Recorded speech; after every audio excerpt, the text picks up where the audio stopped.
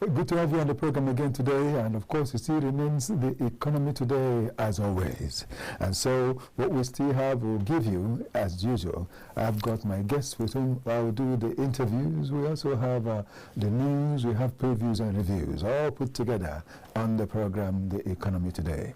And of course the basic reason for which all this is happening is to ensure that you, dear viewer, that you are served effectively and correctly the things that have to do with the economy as it affects you, as it affects your environment, as it affects your state and the nation at large, as well as how as it affects the world.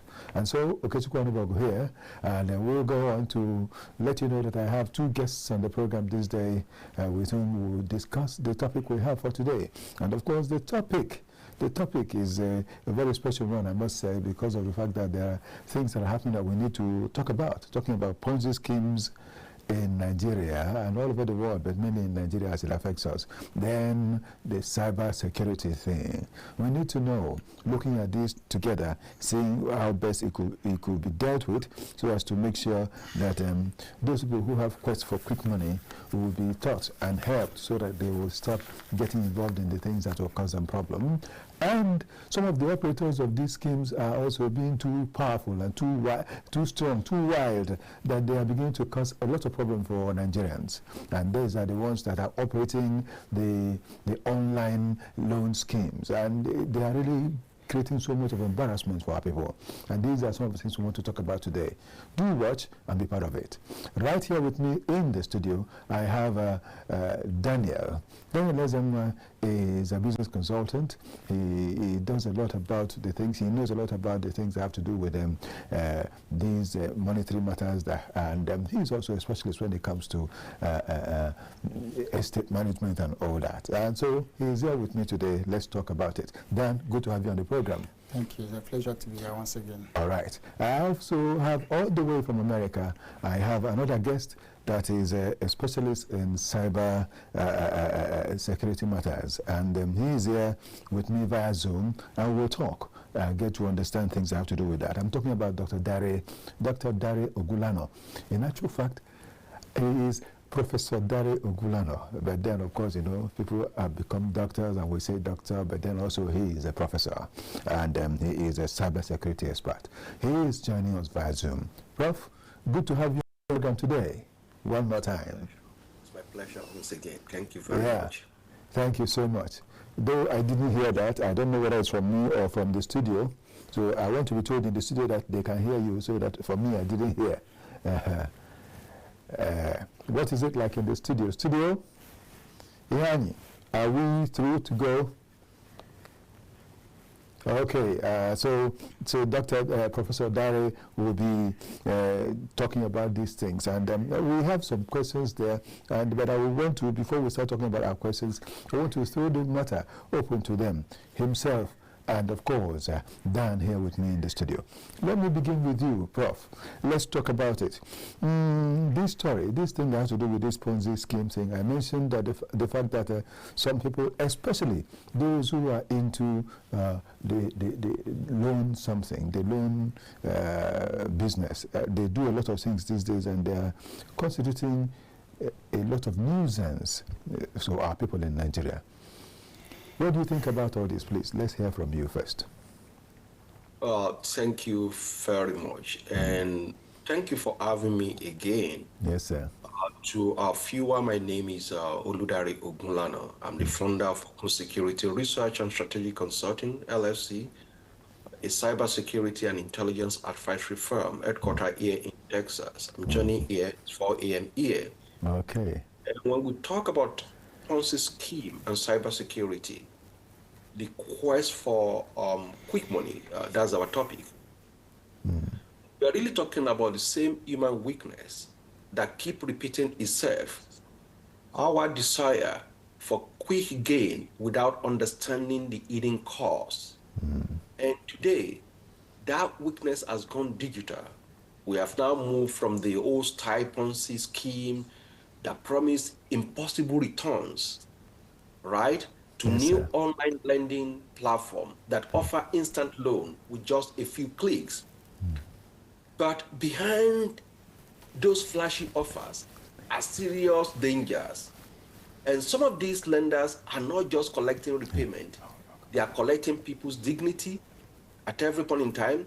When borrowers struggle to pay, their personal information is exposed and their reputation are destroyed online. Now, are these, lenders, Ponzi operators? Technically, no. But morally, they are just as exploitative. They use deception, fear, and data abuse to profit from desperation of Nigerians. So Nigeria actually has law to address some of those things.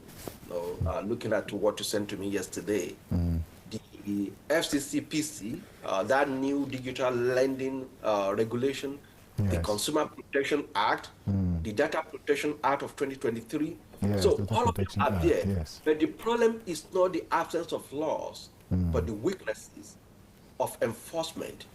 Too many of these operators hide behind apps, share companies, and cross-border platforms, and that makes them very hard to trace them or punish them. So the real question is this: how do we make our cyber laws bite very hard on those who, violate that? Not just journalists or activists speaking, and we are sending our cyber laws to go after them. We need stronger coordination between the FCCPC, the CBN, and law enforcement. And we need public awareness campaign to educate Nigerians about this digital trap. It's a digital trap. So at the end of the day, financial desperation should never become an excuse for exploitation. And this quest for quick money is costing too many Nigerians their privacy, their peace, and their self-respect. And that's the price too high to pay. And I will stop here at this point in time until when I get another question. Thank you so much. Thank you so much for that great summary. It's a big eye-opener, I must say, for me and for so many people, because you see, most of these will operate as though there is no law. That's why I had to ask people this question, and I'll ask Dan the same. Talk about it. He has mentioned the fact that there is a law and there is an existence of these laws, not even one law. But the fact is that the implementation of these laws become a problem in Nigeria, and so those operators have a field day doing what they're doing and making our people too gullible to go into all these things, and in desperation they go into these things and they use them. Tell me about it. Okay, for me on this end, I will say our people are not as if these laws are not in existence or they are not being implemented. Our people are not following it judiciously. Just like they always say, ignorance of the law is not an excuse. Yeah, ignorance of the law, yes.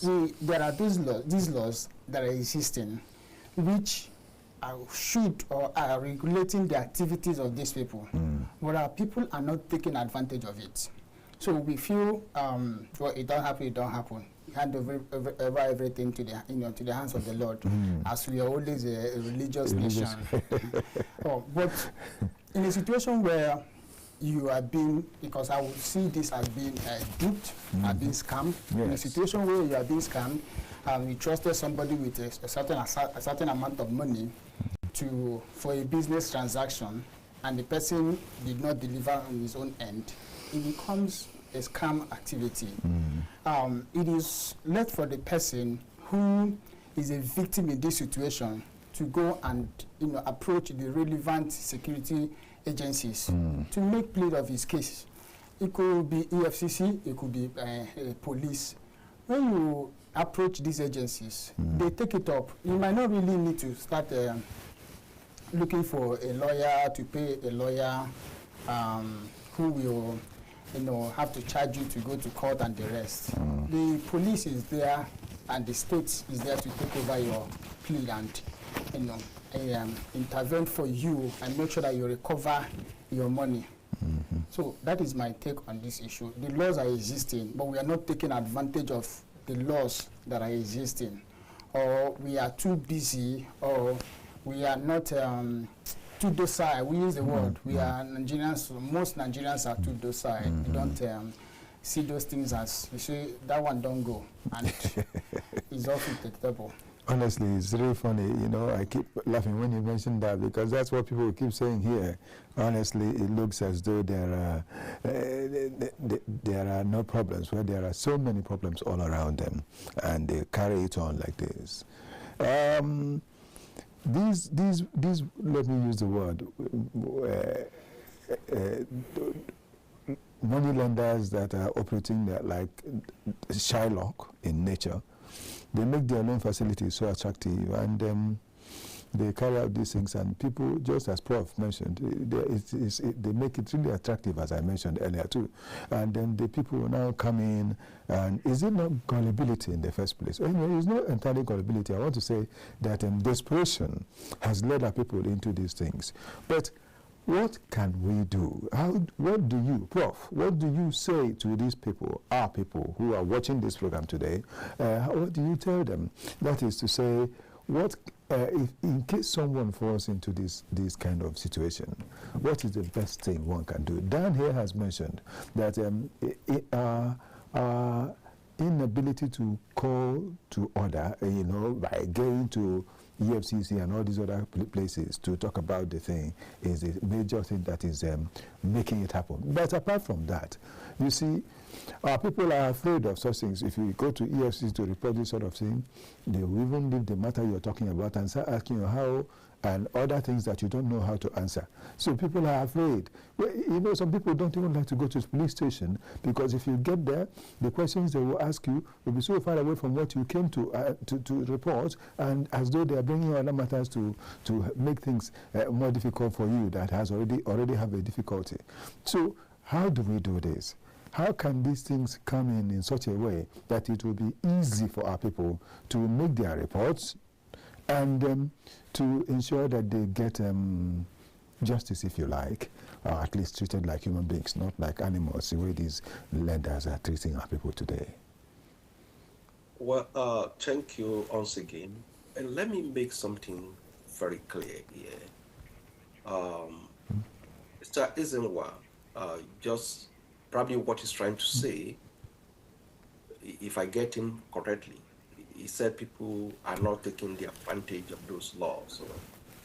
But I'm happy you have been able to say some things clear, that in a country where people go to police station or go to EFCC to report, and they become victim on their own, right? And that has been the situation. Police is your friend, but eventually when you get there, it's a different thing entirely. So, besides that, if our law is working, those people will not do what they are doing in the first instance. And also, let me make it clear again. A Ponzi scheme is a form of fraud in which return of earlier investors are paid from the capital of newer ones rather than from, profit generated by a legitimate business. And that makes it different, from loan. So these exploitative lenders are not classic Ponzi schemers by definition. Yes. But they often employ similarly deceptive techniques, misleading rate, hidden penalty triggers, and aggressive recovery that morally and legally fight of fraud. And again, because we have technology everywhere today, it makes it become cyber-enabled. Two things. Distribution, that's recruitment fear, WhatsApp, Telegram, influencer posts, yes, and clone site. Then another one is deception techniques. You see sleek dashboard, that shows accrual. Crypto walls and identity spoofing. You see people, this one has made money yesterday. This one is getting this one. So victims on screens, not in banks. So, and I give a sample of our Ponzi scheme, like MMM, the one Manfrodi Mondial movement in 2016, the MBA forest trading. Then the recent one is CBEX, right? Yeah, CBEX is the last one that happened, so and I brought that to talk about it too. Yeah, I just mentioned some of those laws in Nigeria. We have a lot of laws in Nigeria, but people don't have confidence in our law enforcement. From Federal Competition and Consumer Protection Commission, digital lending rules, as at 2022, the FCCPC, that's Federal Competition and Consumer Protection Commission. Yes. They issued interim guideline on digital lending, requiring registration of digital lending platform, disclosure of key terms, and complaint mechanism, and so forth. Do they obey that? Because nobody was enforcing that. And this regulation also requires lenders to avoid pre-authorized or automatic lending without explicit consent. Today, they will go to market. They will go to people and say, okay, we can give you this money. And what are people collecting money from? People who collect money to go and do naming ceremony, to go and do Owambe party, and they don't have any way of paying this money back. And they've done their environmental scanning. They understand that these people will not be able to pay this money back, and they still give them that money. And that's why FCCP says, okay, you don't just do pre-authorized or automatic lending to anyone. Yes. We have consumer protection law in there. You have Money Lenders Act, which is in there. And most importantly, you have data protection and cybersecurity law. Because of these online lenders, they access the PII, that's personally identifiable information of people, like their phone numbers, their contact lists, and everything, to be able to target them. So under that law, lenders must get informed express consent before collecting or sharing personal data. We have criminal fraud laws in there. So we have security investment regulation. So to what I'm saying is that the laws are there. It's not that people that are not taking advantage of that laws. But when people are desperate, look at our economy. People are just looking for a way out. And people actually collecting money genuinely to do that legitimate business. But because of government policy that change all the time, as a result of that, they are not making any gain. So back to your question, what can we do? To make sure that people don't fall prey of these things again. Yes. First, government, churches, civil society organizations, and television stations like you must encourage prospective borrowers to read terms carefully, record conversations, and avoid any kind of app without verifiable identity. You have to advise that victims of defamation, harassment, or data breach show any kind of document evidence and leak, and we can always have easy way of approaching all those regulatory bodies and court. And it's a work that civil society, legal aid, media like yours, and technology platform, to spotlight all these abusive lenders. I've seen a case of someone who borrowed money, and the next thing is that they put it out in there that he slept with her mother and is dead. And this guy was alive. We've seen all kind of blackmail happening. So all those things are illegal. But the problem is that, I'm sorry to say that, I've talked to some of those victims in the past. It's like the police and law enforcement and those people, lenders, they are working hand in hand together. Because each time they go to a police station or go to EFCC to report, they become the accused, right? They start judging them. Why do you collect that money? Why do you do all those things? Exactly. And that's why we need to call on government to strengthen our cross-agency coordination with FCCPC, CBN, NDPC, Police and Cybercrime Unit. It's the responsibility of government to protect people. Look, in America here, there are a lot of fake credit card. You get it? And there are a lot of hidden things. But government always won. If FTC get any kind of organization that's manipulating people, they pay FT fine. And as a result of that, people get, they are careful. So we have to increase consumer education and awareness campaign, and greater funding and capacity building for regulatory bodies for them to be able to discharge all these duties. And more importantly, we have to encourage courts to issue swift injunction against any kind of defamation, harassment, and tactics, and promote open data on compliant versus non-compliant lenders. If this happens, look, there will be no reason why people will need to go and complain if the laws are there to actually guide those called lenders. So we have to strengthen whistleblower protection and public reporting portals. Look, people will always take advantage of desperate people. And in the country which, of course, we are today, people are desperate. They are looking for a way out. They are looking for small loan to start their business.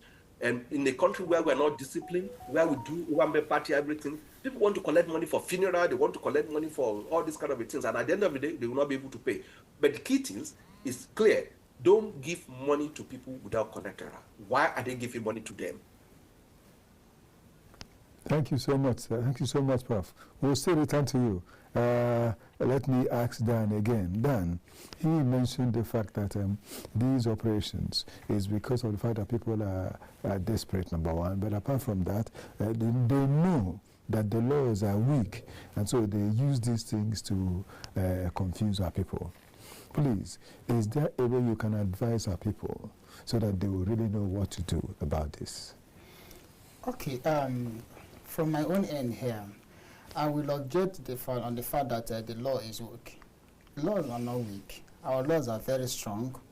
It's just that our laws are not being implemented, just like you said earlier on. Our laws are not being implemented. Also looking at the fact that government activities also encouraging these people's activity. How do I say that? Look at Nigeria economy. Nigeria economy is not an encouraging one. An average Nigeria is going through a whole lot.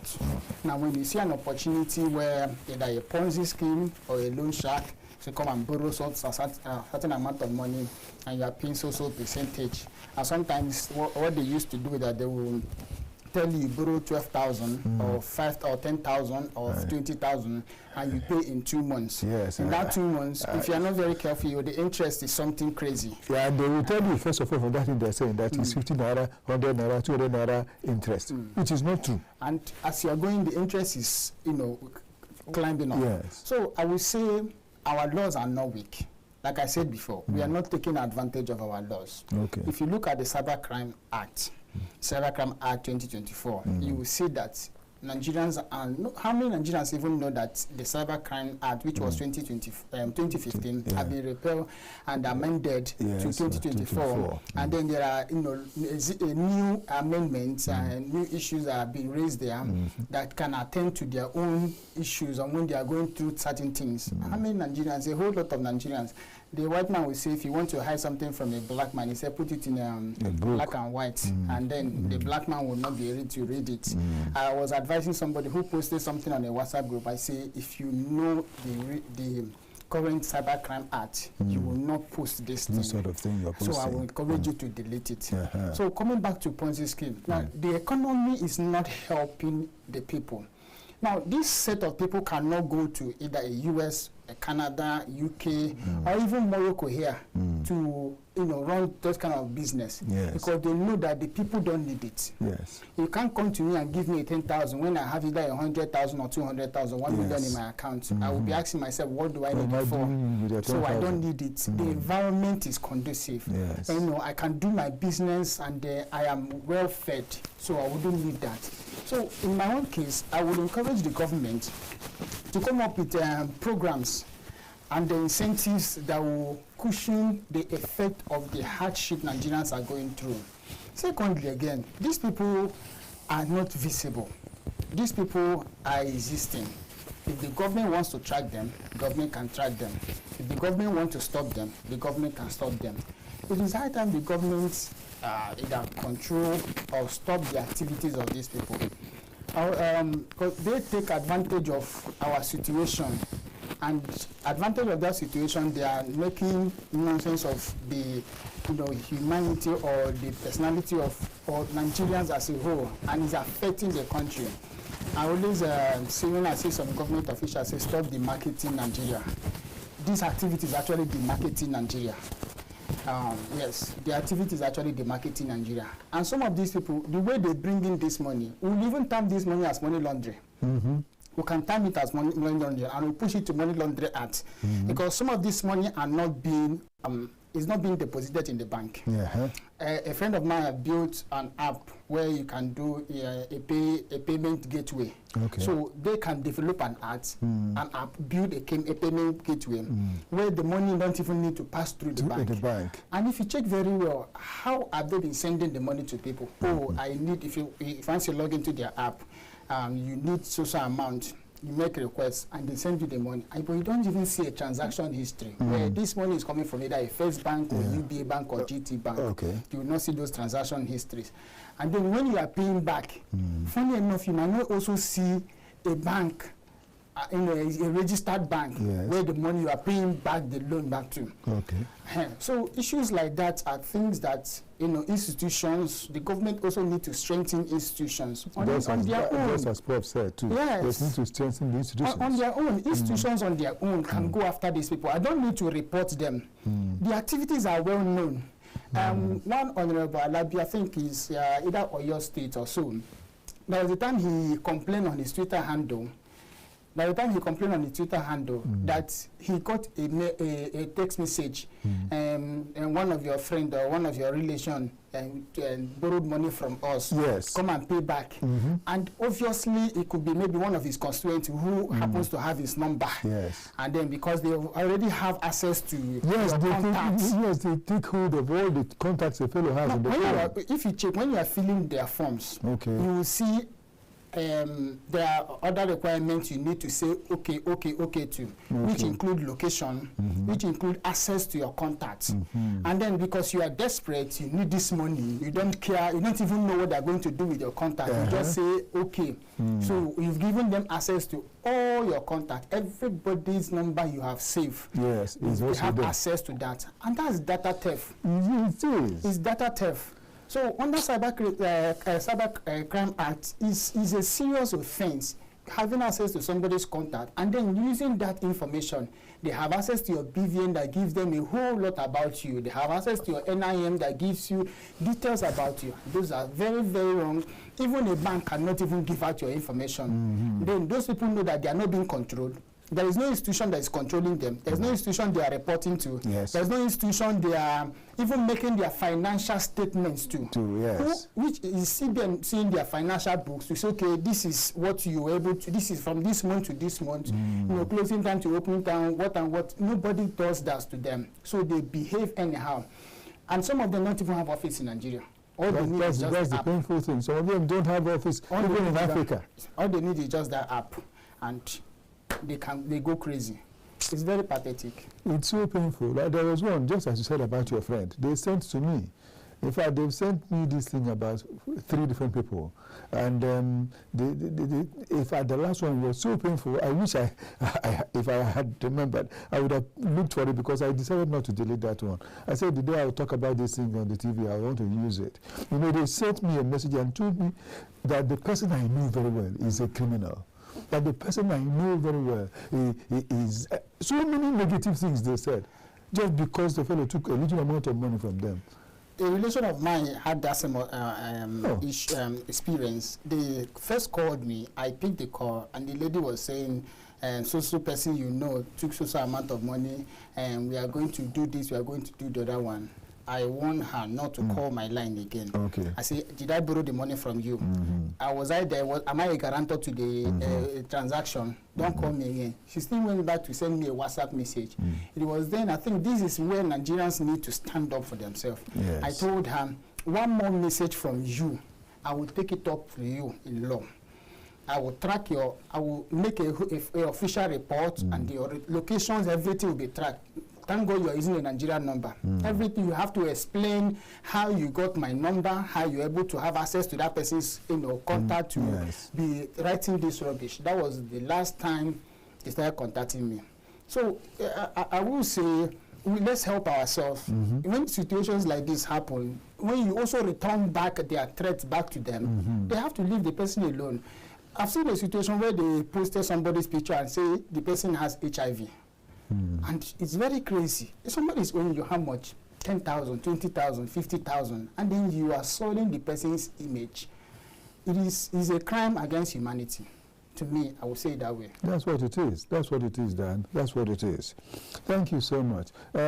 Some other people will do this, and at the end of the day, they cause, one thing, they cause such persons serious hypertension. There will be high blood pressure because of the fact that this fellow who is supposed to be looking for the money to pay back has been knocked off health-wise. And that could lead to a lot of negative things to the life of the person that borrowed money. There is even one that they even took this person's vehicle as collateral. Yet, they are still sending all these messages all around. And the vehicle is much more higher than the amount of money the fellow took from them. And I was asking, why? So I had to ask them, why are you telling me this? Do I not know that you have taken that person's vehicle? And at the end of the day, after all that I said, if you try it again, you'll be in trouble. They also stopped calling me. But I don't know. There is a gap that needs to be filled. And that is the gap, though Prof has said it, that people like us, we need to educate the people. That's why, anyway, this program is doing this today. And, you know, I keep doing this once in a while. I bring Prof, and I bring such people that know about these things to talk to our people and help them to talk about this. In actual fact, maybe we'll still have to get this on again next week so that it will go for a while. Let people understand these things, because we need to teach our people these things. I don't know. Where do we go from here, Prof? What do we do next to make it better?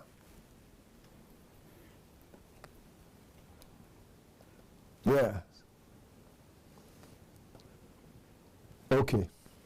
Now we're saying where we go from here, that's when we are talking about our people. But if we can't get Prof right now, then let me ask Dan, where do we go from here?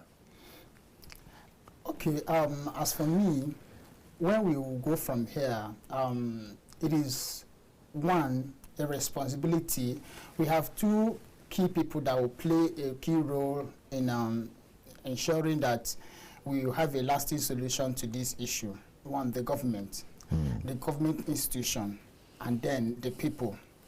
The government also needs to educate the people, more especially the National Orientation Agency. National Orientation Agency with the journalists, just like you are doing, needs to come into place to play a key role in disseminating this information, letting our people know that these people's activities are illegal.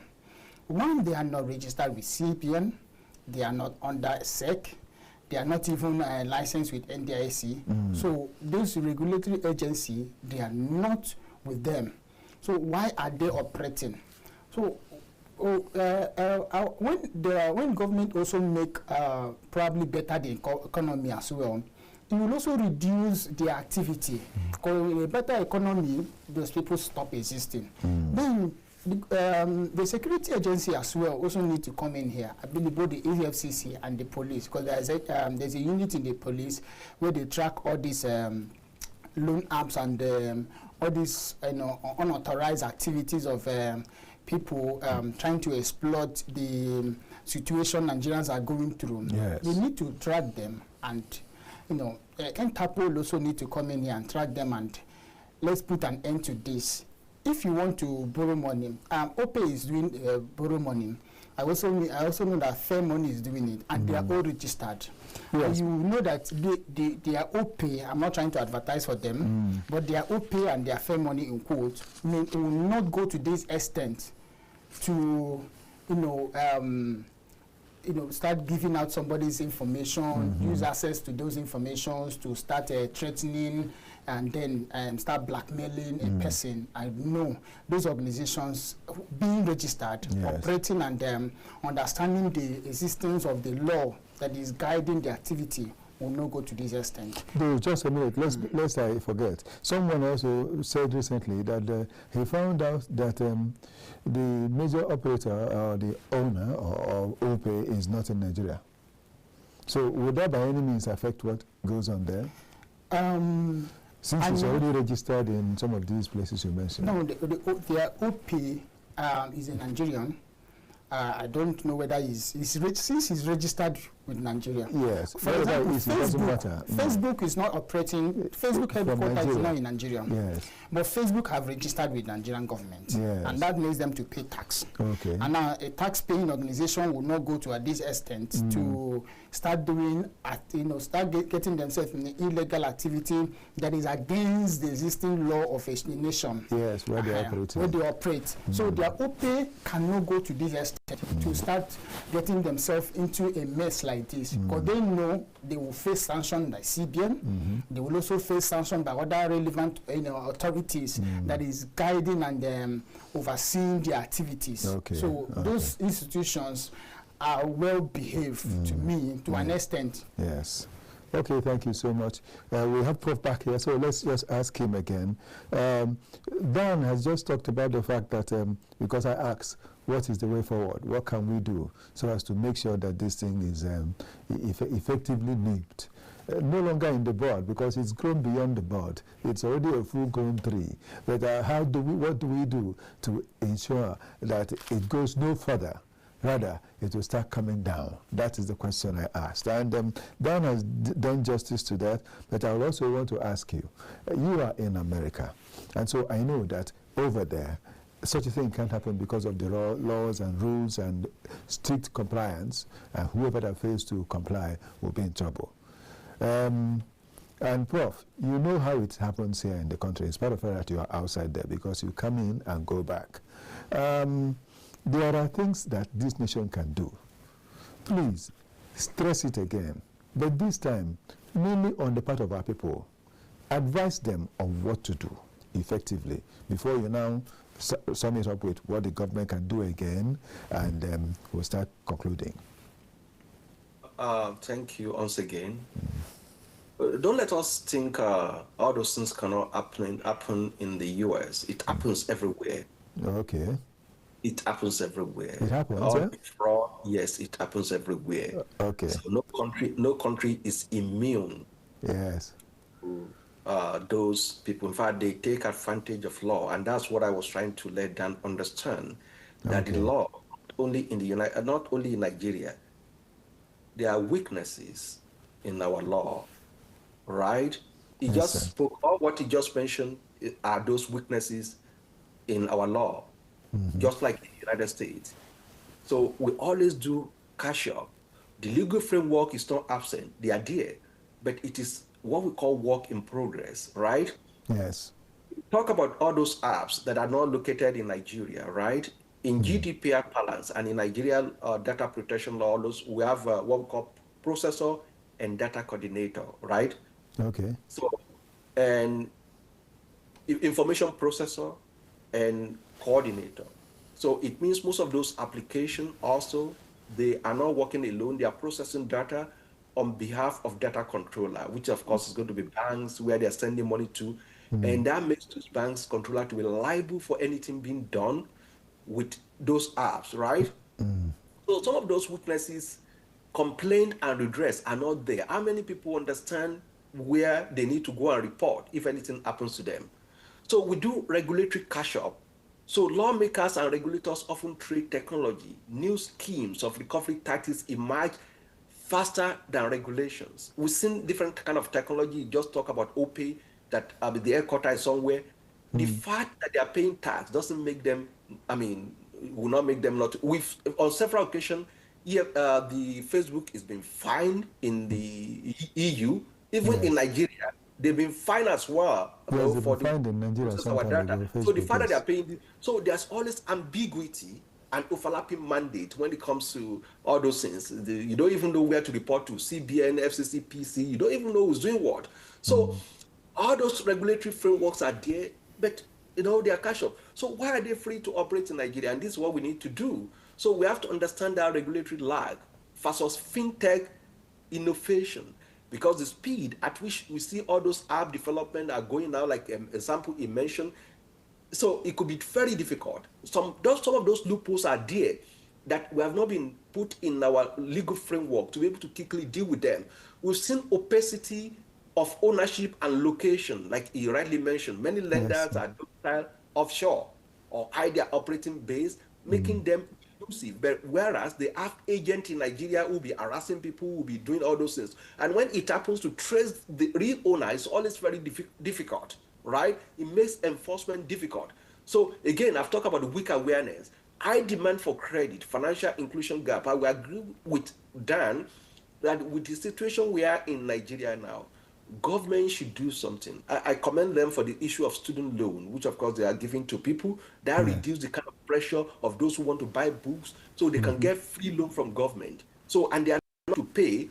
It's because people don't have alternative. If they have alternative, they will know. The real people, the genuine people who really need money for business, they will rather go, for the one coming from a trusted source than going for all those high credit rating. And that's what happened in the United States. I will not go and take any credit line. In fact, if I can go to Bank of America, I can go to Citibank and get my credit, I know they're going to profile me very well before giving it to me, and nobody's going to blackmail me on that. So, well, my advice, right? We've seen the hunger for quick money, and has made so many Nigerians easy target in this digital space with all this new app. So what looks like opportunity at times comes with some of hidden exploitation, and we must always remember financial freedom cannot be built on financial deception, and that's what we've seen in Nigeria because the law is not doing what it's supposed to do. So the solution lies in stronger enforcement, smarter regulation, and informed public. So cybersecurity is not just about technology, it is about protecting people, their dignity, their privacy, and trust. And when we secure that, we secure our future. Thank you. Yes, you were saying something about financial freedom. You said financial freedom cannot be something. What did you say that? You know, when I said financial freedom cannot be built. It cannot be built on financial deception. Yes. So because these are two different things. You can't ever get to financial freedom. When they give you money, you can get that money to do whatever you want to do with it. Yes. No, there are a lot of hidden trigger in there, which of course people don't know, and people don't have enough information. Look, anywhere there's no law, my colleagues talk about ignoratio juris non that if you don't know the law, it doesn't mean that you are distant. Look, beyond that, government has responsibility to protect people, and through stronger enforcement. In the first instance, you cannot go to Ghana, just Ghana there, and start any kind of all these MMM. That's why they are not following it, because Nigerians are not protected. If you he also said that you can't go to Morocco. Just Ghana there. Why is he not working in Ghana? If they allow them to operate in Ghana, people will do the same thing because we are all human beings. If they allow them to go to Benin Republic, people will do it. But because the law is properly enforced, before you come and do that, you are going to be well scrutinized before you are allowed to do that. But in Nigeria, when you open your people for all kind of manners of abuse, that is going to be a problem. In a country where everybody is looking for survivor, in a country where people are looking for a way where they can take advantage of anything, they will fight for it. And that's why I concluded that the solution lies in stronger enforcement. Those agencies we have at this point in time, and that's where I disagree with Dan, those agencies, they are not enforcing the law. Rather, the criminals are taking advantage of them. Yes, not other way around. Advantage of the agencies. So we need smarter regulation that catch up some of those rates of this at which technology is growing. You just mentioned about app. There's no law, to be able to deal with all this controller and processor. So that's a gap in the law, and they take advantage of that. Yes, and they take advantage of it. Public must be properly informed about cybersecurity. It's not just about technology. It's not just about just get the app, right? So, and true financial growth comes with trust and fairness. Accountability is very important, not manipulation disguised as opportunity. When we protect the integrity of our digital space, we protect the future of our economy and the dignity of our people. And that's what government needs to do. They need to protect the dignity of our people. It should not be it should not happen in a very good word. Thank you so much, Prof. We need to protect the dignity of our people. That's the summary of it.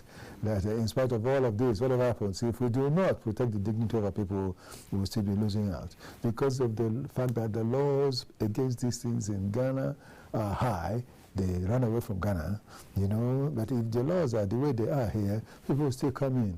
That's what he's trying to say. So, well, in rounding up, what do you think, and how do you conclude? And tell me your advice to the people at last, because that's what I'll get back to him to say before we round off. Advice to the people.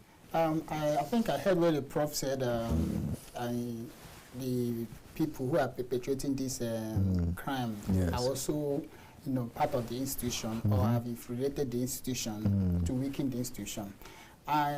He may not be far from the truth, but I always have this belief that weak institution is a result of weak leadership. When the institution have strong leadership, the person heading the institution is has strong leadership trait than the rest, and have decided to implement the law that established that institution, Yes. this same set of people will disappear. We know what happened in NAFDAC, where NAFDAC was a mess. Yes. But Professor Dolakunle of Blessed Memory came in and strengthened the institution. Yes. The existing leadership and the incoming leaderships so far have followed that footstep. Yes. NAFDAC can go and lock a shop where they say this is fake drugs. This thing is not supposed to be like this, because somebody has set the precedent and they are following it. So institutions can be strengthened to make sure that these things are not existing. Institutions can also take advantage of these things. Okay, we already seen this app is existing. Why don't you come and follow the rules? You know, register, get your license, play by the book, and everybody's happy. CBN needs to play a very big role in this, including SEC, outside the police agencies and the rest. Yes. But these are the institutions that have been empowered by law to make sure that anything that has to do with money, business, and the rest are being controlled. Their new CBN law on the POS, you know, you can see it has been effective.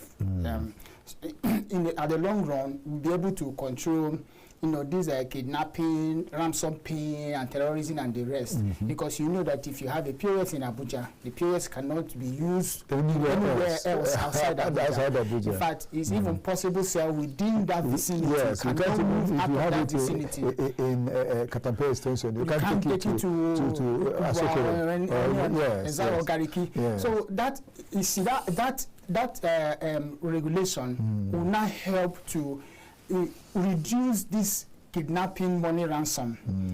If you kidnap somebody, you know that taking ransom is a difficult thing. It also helps to control this scam and the rest. So my advice to Nigerians is to take advantage of the institution. No matter what it is, you have your right. You have to enforce your right. Okay. These people are tampering on our rights. The government also need to sit up to ensure that Nigerians' rights are not being tampered on. Yes. Thank you so much. Okay, thank you so much.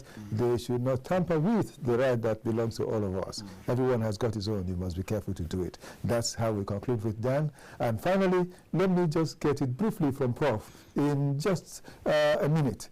Let's say your final advice to our people, and we'll pack up for the program today. Somewhere they pay, it's either they get it through police who help them drop the money. So, but it's a different thing altogether. At the heart of every Ponzi scheme or predatory lending, whatever we call them, is the same deception.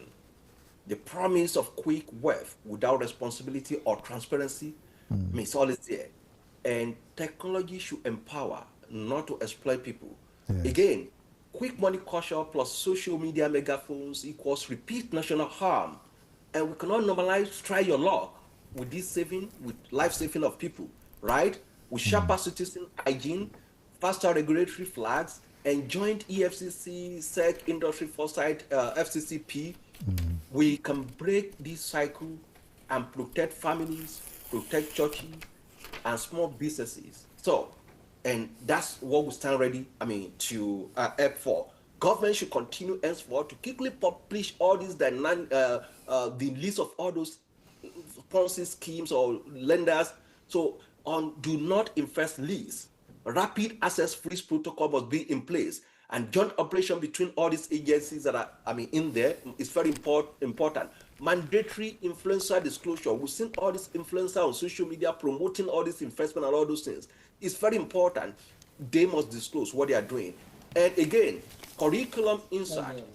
Financial fraud literacy must be included in our curriculum at SS1 to SS3, and NYSC orientation, quarterly community drive with state media is very important. If we are able to do that, at least we are going to liberate our people from all this kind of much, Prof. Treat them. Thank you very much. Thank you so much, Prof. It's been wonderful sharing the moments with you. I want to see his face as I'm concluding. It's been beautiful sharing the moments with you, Prof. And I must say thank you. It's always a special occasion whenever you're there. It's a pleasure. We'll get you around again soon. Before you return home, we'll see share again. Thank you so much, sir. Thank you. It's been wonderful. God bless you, sir. I'm talking about the great man that has been there with us all the while, talking about Professor Ogulano, That is Dare Ogunlano. He's a cybersecurity expert. And not him alone, I've also had the Executive Secretary of Microcredit Institution of Nigeria, that is AMSIN. I'm talking about the fact that I have had him, Daniel Ezenwa. Thank you so much for being here. It's been a great pleasure sharing the moments with you. As always, please come again. Okay, to go on about here, but before I take my leave, I will tell you that I didn't come alone. I've got a lot of fellows with whom I've worked. Ihan Ugoji, who is asking me to hurry up to step out because of time. Thank you so much, Ihani. Thank you so much, too, because I've had some other people who have been there. There has been Joseph Ochediku. Thank you so much. And a lot of others, Ephraim. Ephraim is also part of the people that have worked with me here today. I want to thank you so much for being there. I want to say thanks to the victors, Victor Adeye, Victor Chizea. Thanks to all of you. It's been wonderful sharing the moments with all of you. I must say that it's been great. Emmanuel was part of us anyway. Emmanuel Jonathan, thank you so much for everything. I want to say, may the best happen to us all the time. Sorry, Emmanuel Solomon. I say, may the best happen to us all the time. We'll meet again soon.